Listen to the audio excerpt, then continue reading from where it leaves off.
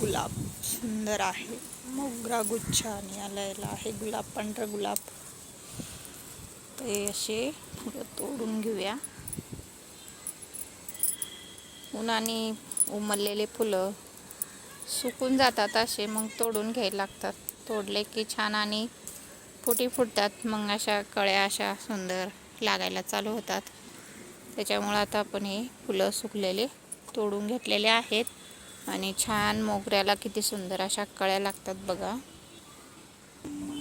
हे गुलाबाचं झाड आहे. छान आता याला फुटून अशा कळ्या लागायला लागल्यात बघा. इथे एक फूल आता तयार व्हायला लागले.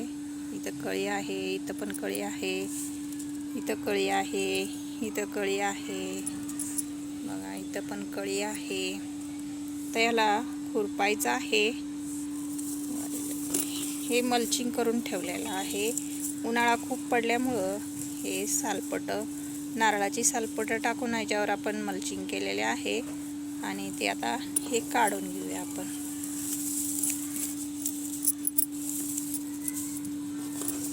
तर हे आपण काढून घेतलेलं आहे. ते असं काढून घेतलंय. त्याला घ्यायचं आहे खुरपून.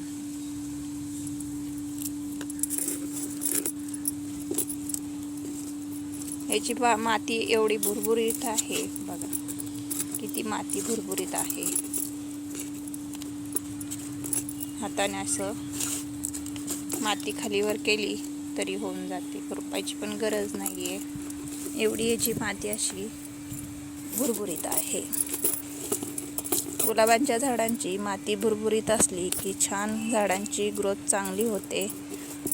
आणि बघा आता आपण हे असं खुरपून घेतलंय. खुरपी पण लावायची गरज नाहीये झाडाच्या मातीला, एकदम माती अशी भुसभुशीत आहे. तर झाड आपण हे खुरपून घेतलेलं आहे.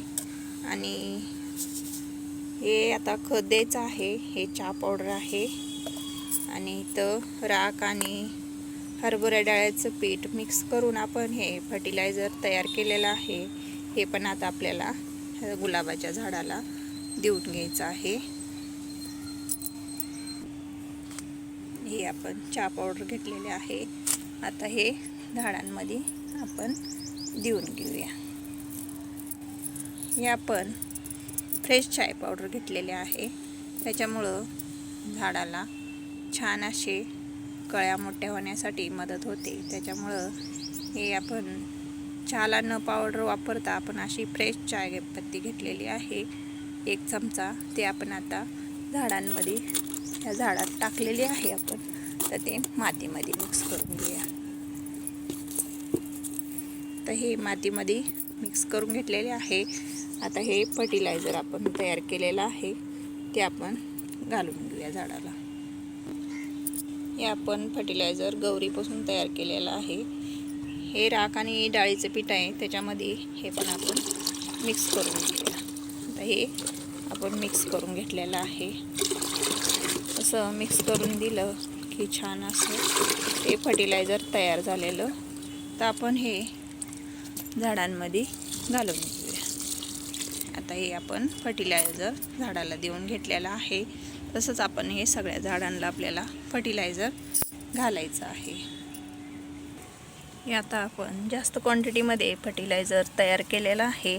त्याच्यामध्ये आपल्याला हे राख पण मिक्स करून घ्यायचे आहे. हे किचन वेस्ट कंपोस्ट आहे. त्याच्यामध्ये आता हे राख पण मिक्स करून घेतलेले आहे. हे राख मिक्स केलेले फर्टिलायझर तर हे आपण सगळ्या झाडांना देणार आहे. चला मग आता आपण देऊन घेऊया. व्हिडिओ आपला आवडला तर लाईक करा, शेअर करा, सबस्क्राईब करा. धन्यवाद.